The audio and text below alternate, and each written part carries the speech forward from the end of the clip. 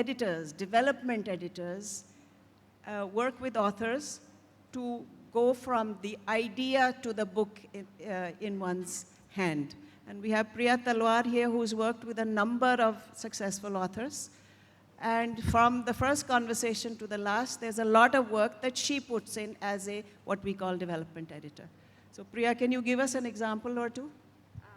Sure, I'll give you an example, but quickly just to kind of, capture what everybody has said. I think if any of you who have an idea here in this, hall, all of you will have ideas, but not every idea that we have, even I have, is not a credible story.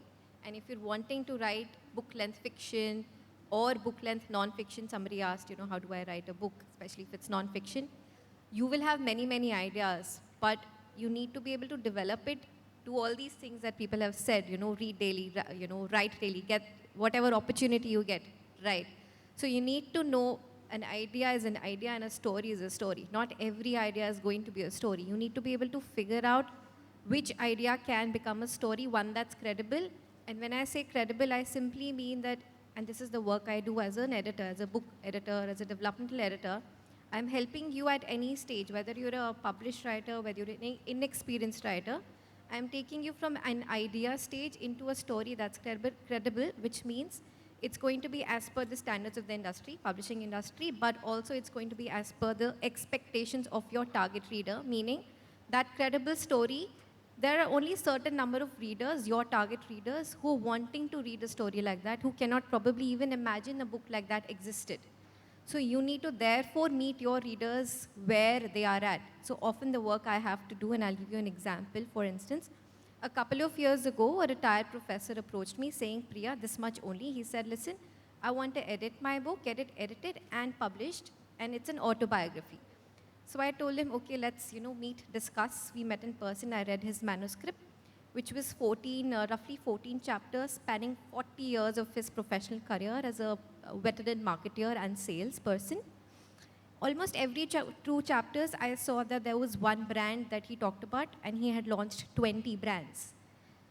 But that in itself was not a credible story. I needed to know more, which is where I connected with him. I interviewed him.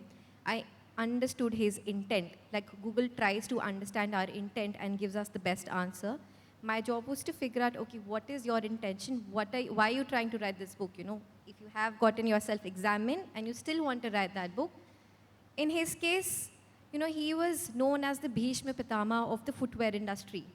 He wanted to leave a legacy behind for people who were aspiring sales and marketing professionals and also students of marketing. So we figured out the number one thing that we had to do and make all our life easier as a writer and editor, put apart everything aside and figure out in one sentence, what is the promise that you're giving to your readers, your target readers, which simply means, and I'll share an example, a promise is, any business is going to make you a promise. For instance, Uber. Uber's promise is, and I'll connect how the book has to make a promise. Uber's promise is that I will take you from any place, any time, from place A to B at a certain cost, right? T&C apply. In a book, especially in non-fiction, and it applies in fiction as well, you need to promise your readers that, listen, this much you learn, and not 1 + 1, because nobody cares for 1 + 1. This much you learn from me, and you will also take away this. And it could be a measurable learning, it could be an immeasurable takeaway. In fiction, you'll know that, Priya, no, there's no promise. There is a promise. There is a promise of an experience. If you're reading a book which is like Agatha Christie, the promise is that I will be as good as Agatha Christie, but maybe even better. So there is a promise in fiction and in non-fiction. And if you do that, if you crack that in the get-go, from the beginning, your life as a writer will be much easier.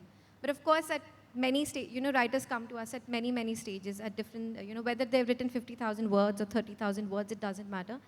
As developmental editors, then my, intention is to understand, okay, what do they want to really say and what is on the page? Because often there is a huge gap. And we need to make sure that the gap is not wide, right? Which is why we say, yeah. So in this case, the professor, who was a professor of marketing, he didn't have the time to finish his book. He said, I want to finish it in 6 months. I said, that's a little hard, but let's do it. So the promise we made for this particular book was that, in this book, we will bust the myths that are there about Lala companies, family businesses run in the country. There is a certain perception when you're working with the Lala business that there is, typically unfair, they're not democratic. But he showed, listen, for 40 years, I've launched 20 brands. Most of the companies were run, by Lala owners, and they were more than fair. And on top of that, we figured that we will tell our readers, in this book, you will also learn how he grew Woodland into the brand that you guys know, the shoe brand that everybody knew. He grew that brand from a small store in Karol Bagh into the brand that we know that it is today. So that was the promise in our book. And if you read it from the get-go, whether it's the title or the cover, you will see. Even in the subtitle, we made sure that we're giving out that promise. So the expectations of the reader are clear. Just like you have clear expectations from what this session is going to be, you need to be very, very clear on what the reader can expect. And if you want to learn that at any stage of your career, whether you're published or not, just do this much exercise.